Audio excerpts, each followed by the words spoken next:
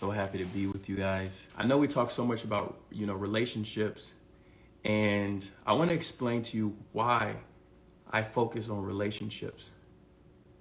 Because as I was growing in my spiritual journey, and as I was uncovering, a lot of the traumas that I had gone through, I realized a lot of these traumas, Tulsa, Oklahoma in the house, New York City, Minneapolis, Philly, a lot of these traumas were a result of, how I grew up, the relationship, with my stepfather, the lack of relationship with my father, relationship with, my mother, being disappointed in relationships.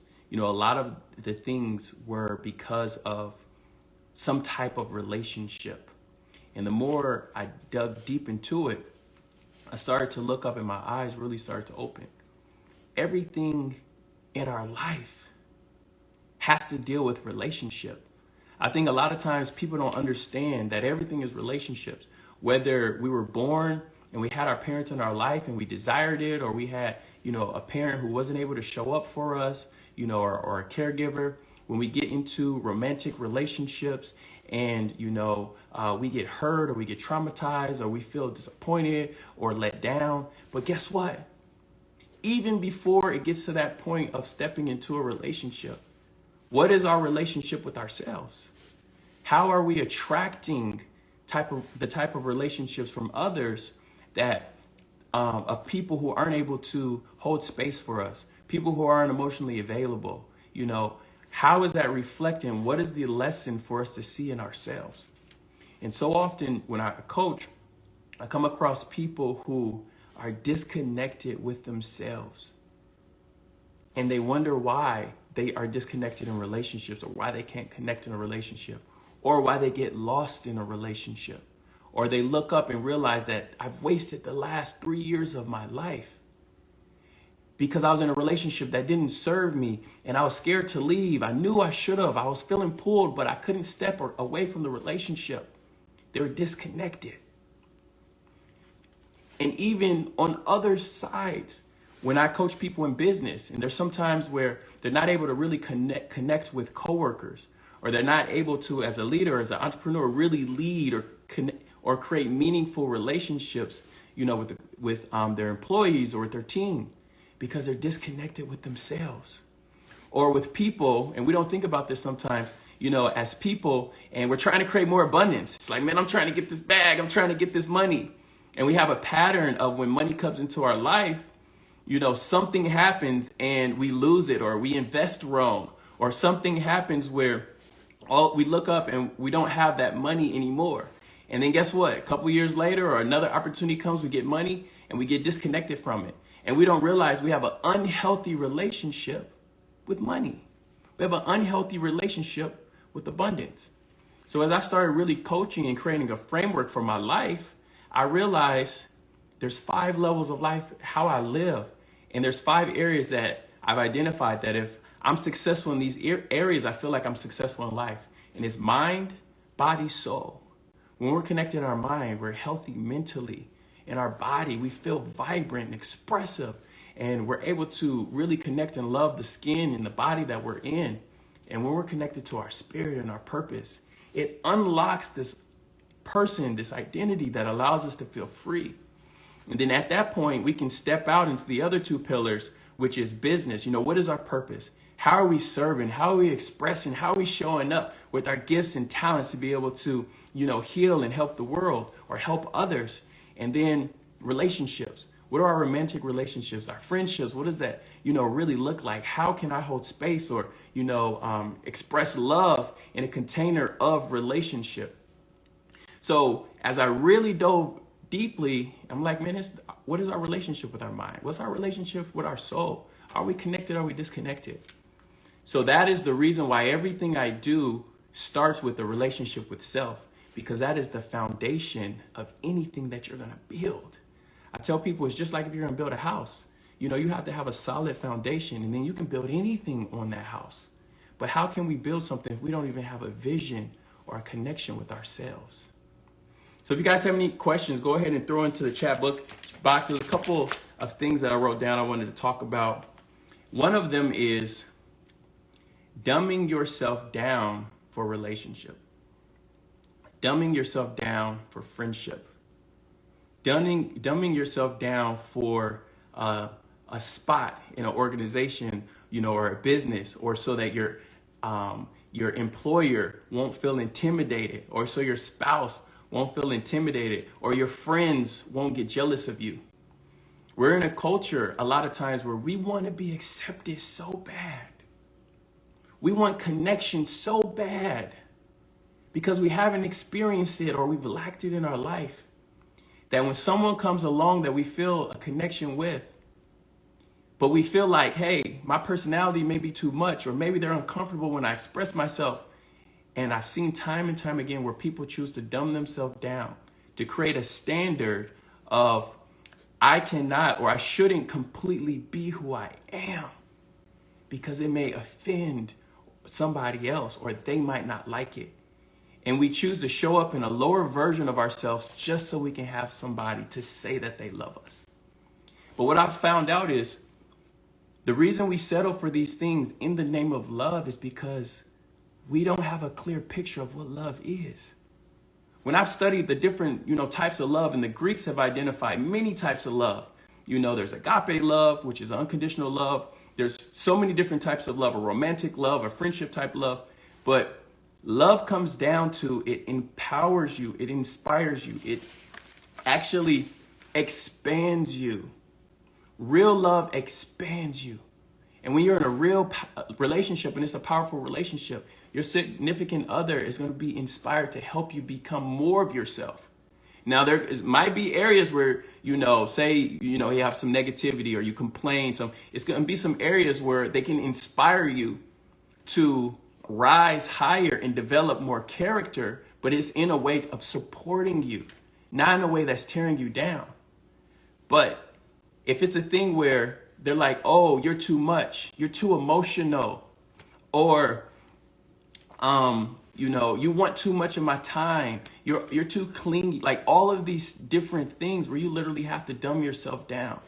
Or especially in a way when it comes to intelligence, where there's a lot of men, there's a lot of women too, there's a lot of people who are insecure when they feel like the person they're with or they're around is smarter than them, or on a different level than them. So they try to tear them down to be on that same level. And the purpose of this conversation is to tell you that that isn't real love, because real love builds you up. It inspires you. It does challenge you to grow, but not in a way where it's tearing you down and make you feel less than. That isn't love. So we have to re-identify and reevaluate what we have labeled as love, because there's a lot of toxic connection.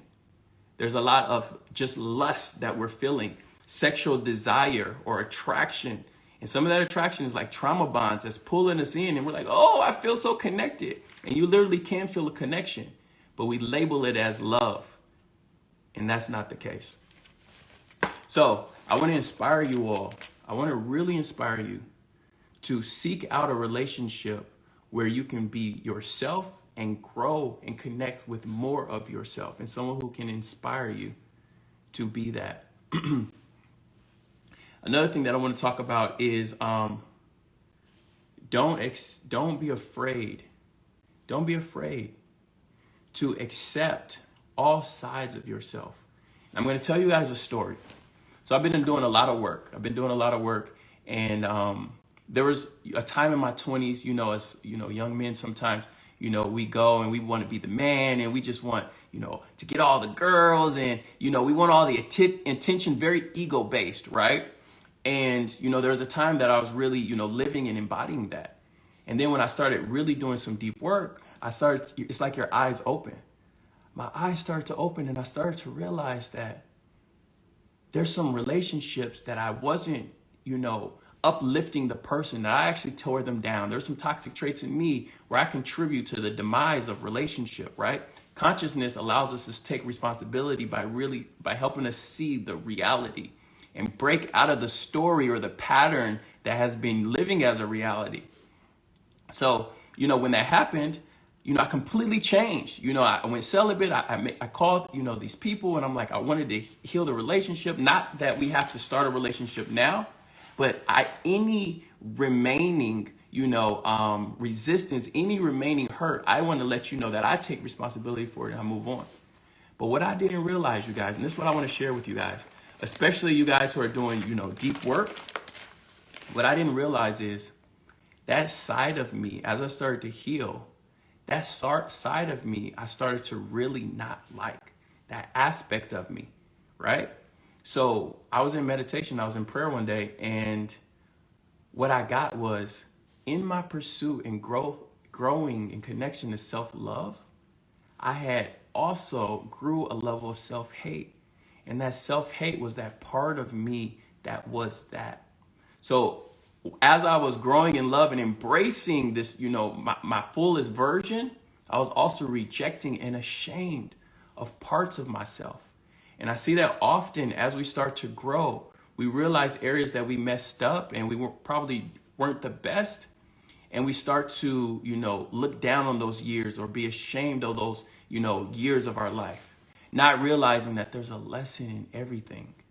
Had we not gone through that experience, we would not have the context to reflect and understand the value of what we are stepping into, or might not have even developed the desire to grow and become different.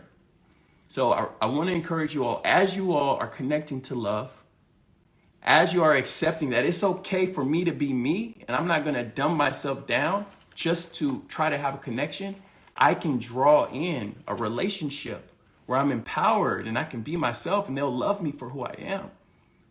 You first have to love yourself completely. Because if you don't love yourself completely, how are you going to expect or even ask someone to love you completely? But you don't love yourself.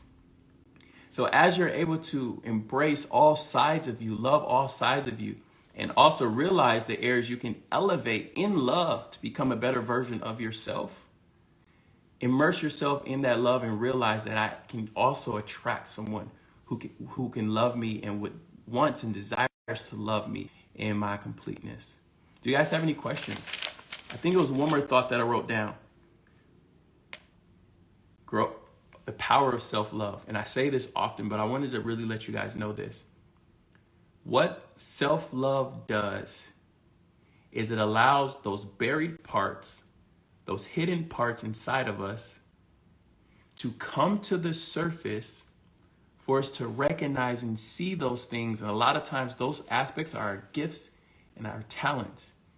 It allows us to unlock our gifts and talents and directs us towards our purpose. I go over this in the self-love mini course. Link is in my bio if you guys, want to join. But this is so powerful because there's so many of us, there's so many people who are like, man, what's my purpose?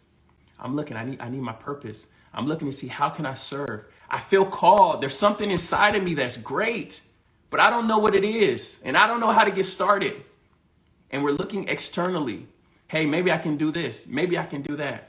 And yes, there's a level of discovery for you to try new things, but the answer to your gifts and talents is inside of you. And we unlock it by spending time with ourselves, saying, I value me enough where I'm not going out every Friday. Every Friday is internal time. I'm journaling until I discover what this purpose is. Because as you connect to self-love, it helps you see yourself differently. And a lot of us have been overlooking our gifts and our talents. They're there, we've been overlooking them. Or we're not attuned to value that part of us. And they slowly start to come to the surface. And you see yourself different. And the future direction of your life changes. Why? Because now you're connected to your higher self, and that's able to rise up and be more powerful. And through that intuition, through that connection to your faith, you're able to continue forward and walk in a higher level of clarity. And that's what this life is about. It's about us experiencing. It's about us getting to know ourselves. And through that, seeing ourselves, loving ourselves completely, unlocking our talents and our gifts. And that gives us the opportunity to serve and create abundance. Because, through that service, we're able to create and give love, give expression, give help, solve problems. And in return, we get a level of happiness, a level of satisfaction. financial rewards, financial success, but it's about how we're giving and what we're giving. So let me go through the questions. It was meant for me to click on that live. I'm so happy that, this resonates with you. I have self-love, but men make me feel like I'm too extra and intimidating. I just have too much love. It scares people who lack it. And I'm glad that you worded that exactly the way you worded that. You said that you have too much love to give and it scares people, because what that does is it tells me that you've embodied that belief system. You've embodied what people have told you, what you've experienced as real, and because that is your reality, is what you keep giving back.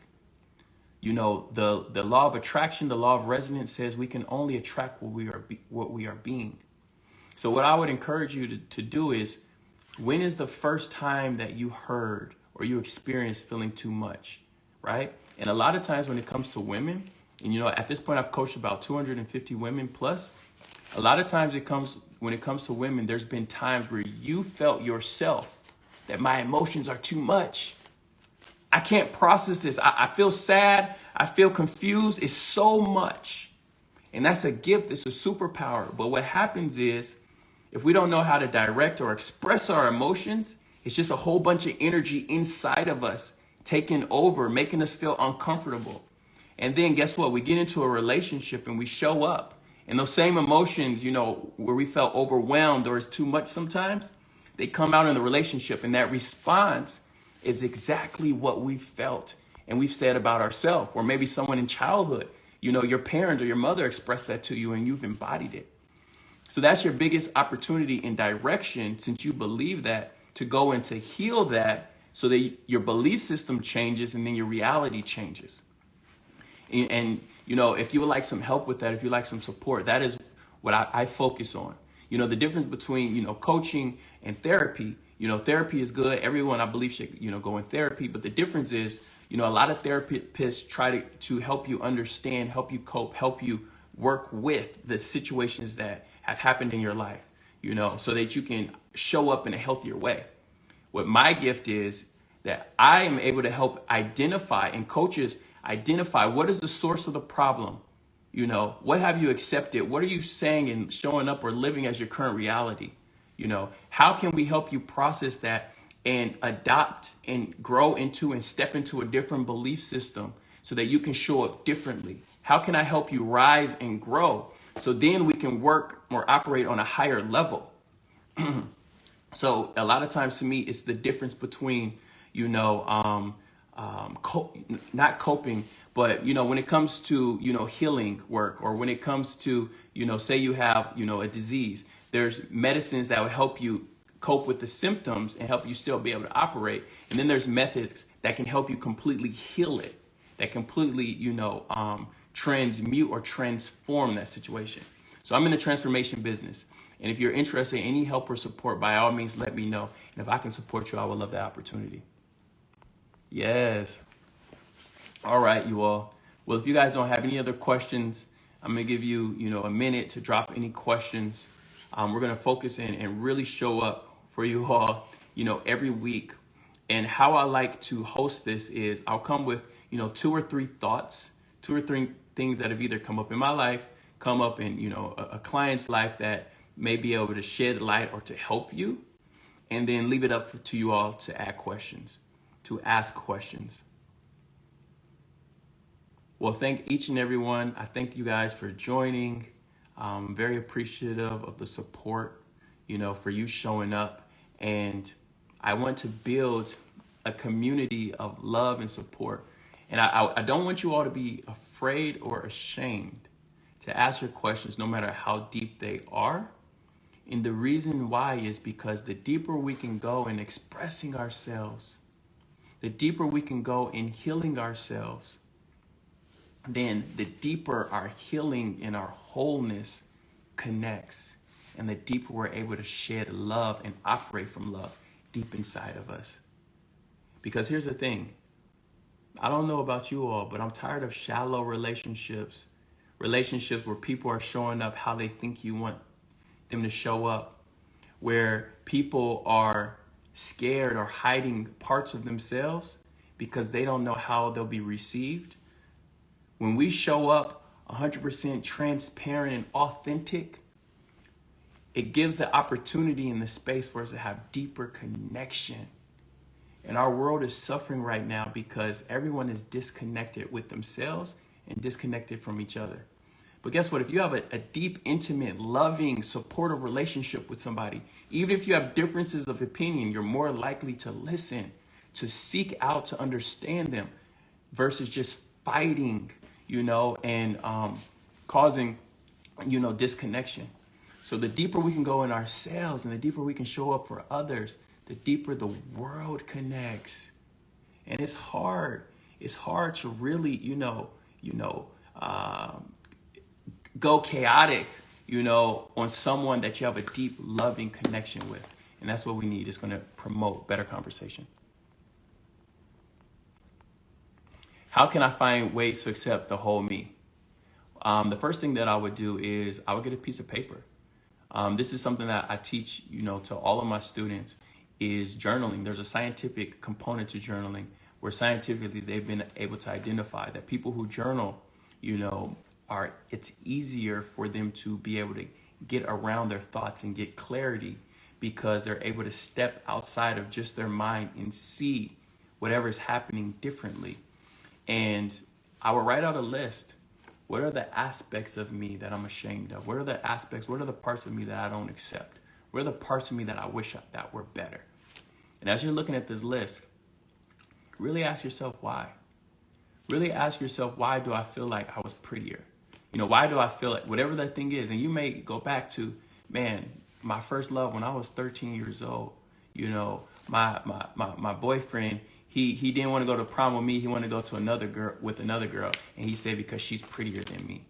And your whole life, you may not accept how you look because you were rejected by the person that you cared about because they said, so you're going to start to be able to identify and see these things. So the first way is to spend enough time with yourself to write out this list. And as you look at this list, look at all those components and ask yourself, why do I feel this way? If you want other support, there's so many other tools, that I have, but that's a great starting point. And you're going to start to connect some dots. And when you connect those dots, it gives you the opportunity to heal some areas in your life. Perfectly Human said, I love journaling. Right. Being overly sexualized when you're not giving off that type of energy. That's so deep. That's such a deep topic. That is something I'd rather, address with you one-on-one because I can ask a couple of specific questions and kind of see where that energy comes from. Because sometimes, it's an energy that we put out because we want attention, we want love, we want connection. Or, sometimes it's a way we were exposed and we're showing up that way and we don't even know. Or other times we're in an arena where we aren't doing anything, but because of the arena that we're in or around, it's a reflection of those types. So it's so many different elements and opportunities that we have to heal. And remember, everything that comes into our life is for a purpose and it has a lesson.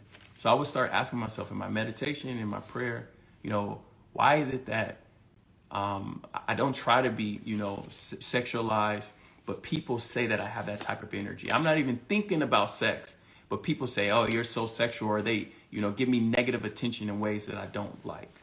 That's an opportunity for you to learn that lesson. If you ask, and you listen to your intuition, you will be given the answer. If you need support, definitely let me know. All right, awesome. So thank you all so much for tuning in. I'll see you guys next week. Bye-bye.